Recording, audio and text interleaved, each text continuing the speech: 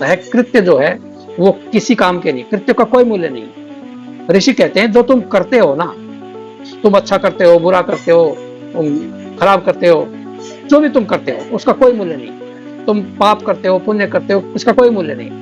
ऋषि कहते हैं कि तुमने सही ढंग से सुन लिया, तुम्हें पता चल जाएगा कि तुम करने वाले हो ही नहीं, ये सारी प्रकृति कर रही है सारे कर्म।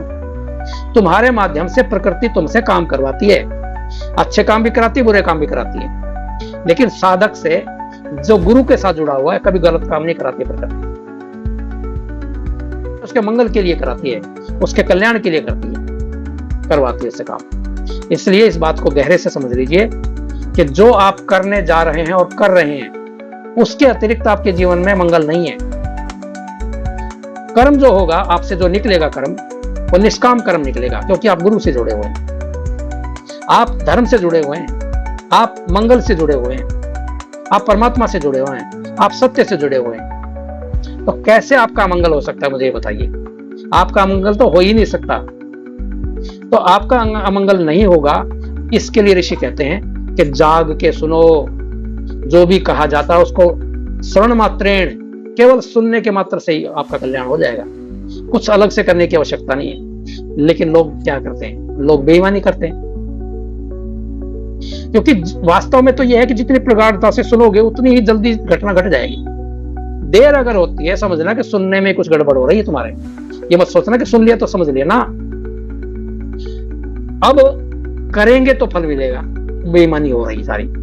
जहां तुम अपने को धोखा दे रहे हो वही तुम कह रहे हो कि करने की बात है, सुनने की बात ही तो है ही नहीं। ये जीवन का सत्य है, इसको आपको समझना ही पड़ेगा।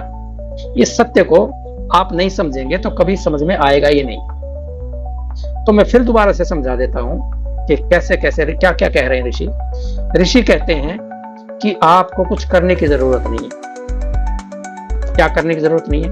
ये जो कर्म करते हो ना आप, कि पाप कर लिया, पुण्य कर लिया, कितने सारी चीजें कर ली आपने, जो है पूजा कर ली, प्रार्थना कर ली, ध्यान कर लिया, समाधि घटित हो जाएगी, वो ठीक है, वो अलग मैटर है। लेकिन यहां ऋषि कह रहे हैं कि अगर कुछ भी नहीं कर सकते तो एक ही काम कर लो।